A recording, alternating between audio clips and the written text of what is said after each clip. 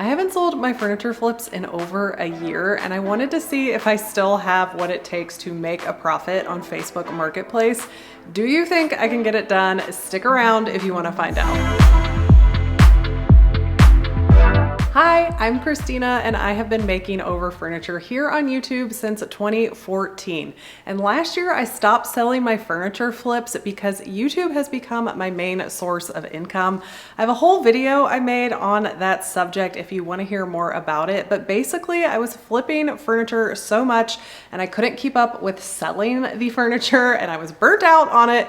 So I started donating to local shops and friends, but this year I've really slowed down on the furniture flips, and I've been experimenting with other types of content. And so I had 3 projects sitting in my garage, and I decided to challenge myself to see if I can still sell furniture after a year of being off Marketplace. And I wanted to share this whole process with you to see a couple of things: if I could still do it, what I could sell them for, and what has changed in the year I have taken off from selling. I'm going to be walking you through 3 furniture makeovers I did this year, what I listed them for, and how much I sold them for, if they sold, and what my profit was on each piece of furniture. So stick around for that later in the video, but first I want to talk about how I went about listing the items and what has changed since the last time I listed furniture to sell over a year ago. One thing that has changed rapidly since the last time I have sold furniture, and that is the explosion of AI. I showed you in some past videos how easy it is now to stage your furniture to sell with the power of AI. I used to haul my furniture into my house and put it on a well-lit wall in my house. Now this totally worked, but every time I did this, I had to move my kitchen table out of the way every time. And my husband had to be free to help me move the furniture into the house, which he was always definitely willing to do, but it is not my favorite thing to be moving heavy furniture in and out of the house. So when things really started ramping up for me and I was flipping a piece of furniture every week, we tried to think of things to make me more efficient in that process. So I put a faux wall up in my garage and I got some flooring options, and that way I could lay down flooring under my furniture to make it look like it was in a staged house. But with both of these options, I still have to stage my furniture to make it more marketable to sell. People really want to see what the furniture might look like in their home, how you would decorate it. It's definitely something that helps you sell a lot faster. And it's one of my favorite parts of the process, but in full disclosure, it takes me entirely way too long and I totally overthink my staging and it really slows me down. Using AI can really speed along the process of taking the time to stage it in person. It's going to give you lots of different options that you can thumb through and find out what looks best for you for your listing. Now, since I still have this set up out in my garage, I do stage my furniture makeovers in real life, mostly for my vertical videos that you see on YouTube Shorts, on TikTok, on Instagram. But this time I decided to use that AI staging app to get more marketable pictures of my furniture to post in the listings for Facebook Marketplace. Now there are several of these apps on the market. One I've tried before is Photoroom, and you can do a trial of that one, but it is a paid service after that initial trial. So if you're wanting to do it the frugal way, there's actually a way to do it on Instagram that you can use for free. It is in stories, and I'll walk you through exactly how to use it. It can take a long time to get exactly what you want. Sometimes it warps your furniture, it will add weird legs, and sometimes the background just looks a bit off, but I found that if I keep prompting it, I'll eventually get something that I want. And it's a good option if you don't want to invest in another app and another subscription. It's free right in Instagram. You don't have to worry about a messy background because all these apps are going to remove that messy background. Then you're just going to prompt the AI for what you think will appeal to your buyers and what will go with your piece of furniture. One that I like to use a lot is just entering, put this in a neutral aesthetic living room. In my case of doing my daughter's nightstand here, it was very fancy, very frilly, so I prompted it to put it in a girl's pink bedroom. Again, I just keep prompting and playing around until I see a picture that works for me, and then I just simply take a screenshot of it and save it to my phone. On top of doing these AI staged photos, I like to make a quick vertical video of my furniture to share in the listing. Again, this is where you're going to have to stage it in real life, but Marketplace seems to favor listings with video, and I think it helps potential buyers get a sense of what it will look like in real life. The staging isn't necessary and you don't have to overthink it, but I think that it helps. So make sure that you get tight shots of the drawers, the hardware, the legs, and the top. These should be around 15 to 20 seconds. You can do a quick voiceover on them, or you could just take that commercial music and put it to it. That's what I normally do. So I made a video for each listing as well as the AI staged photos. Not much has changed on how I actually list my furniture to sell online. I didn't do anything differently here. I like to use Facebook Marketplace because I think it's the easiest place to research who is buying from you. For your safety, you can check out their profile to see if they are a real person, if you have any friends in common, and see their rating on Marketplace. If their profile is fairly new or they have little to no information on it and they have no history buying or selling on Facebook Marketplace, I will usually skip over that offer even if it's for full asking price. If you're weary about people coming to your house, you can always choose to meet up in a public place. A lot of police stations will let you exchange items in their parking lot. I find this pretty difficult with furniture because of its size, and I don't want to load it into my car and drive it somewhere and get it out. Like, I want somebody to just come pick it up at my house, but you can always do what makes you feel the most comfortable. Definitely don't do anything that you feel like is going to put you in danger. When I list on Marketplace, I always repost it to local for sale groups in my area. I am a member of a bunch of them, and in my experience, this is where the majority of my buyers come from. You want to make sure you have good keywords in your title and description because that's going to help the right buyers find you that are searching Marketplace for furniture. But for me, I find just putting it on Marketplace doesn't work unless I repost it to these local sales groups. You can also pay to boost your listing on Marketplace so it gets shown to more people, but my margins are so tight to begin with that I don't like putting extra money into having to sell my furniture. If you are a person who is selling furniture and having a lot of success at it, I would love to hear what is currently working for you and what it's selling for. So put that in the comments because I would love to make a future video on this and maybe even have you on. And lastly, before I walk you through each flip, I get a lot of questions about how I price my furniture flips.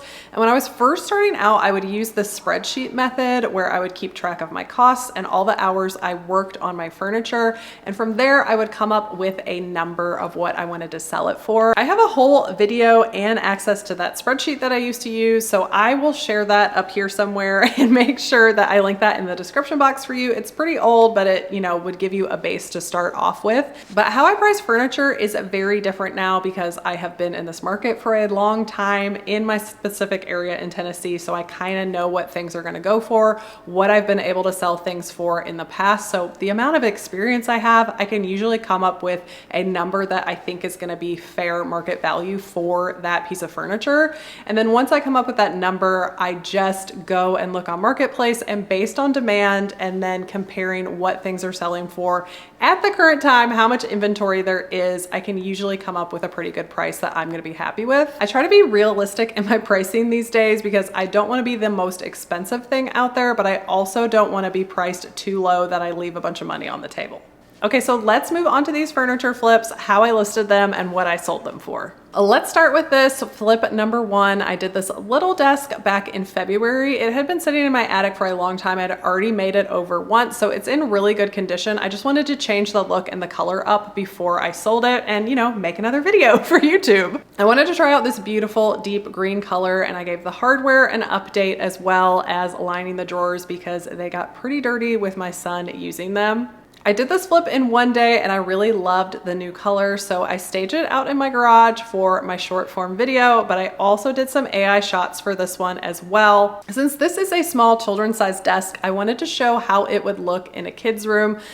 Sometimes people don't read the description and will not be looking at the dimensions, and I definitely wanted to show them that this is a small desk. I listed this for $150 and I had a lot of interest in it, so that probably means I listed it for too low, but it sold in 4 days and I got this free from my neighbor several years ago, and the paint I got from a partnership. So my only investment in this furniture flip was the hardware and the wallpaper that I used to line the drawers, so that gave me a profit of $105. Next up is flip number 2, and you might recognize this blue buffet. This video has gone absolutely insane on YouTube and has over 1.2 million views. I figured since it was so popular, it might actually be pretty easy to sell, and it's a very versatile piece of furniture as well when you take the shelf off. I used AI to stage it as a changing table, a bar, a coffee bar, or an entryway. I put all those details in the description to help with the searchability of it. This one took 6 days to sell, and I did have to drop the price down from $3.99 to $3.50 to get some serious offers going.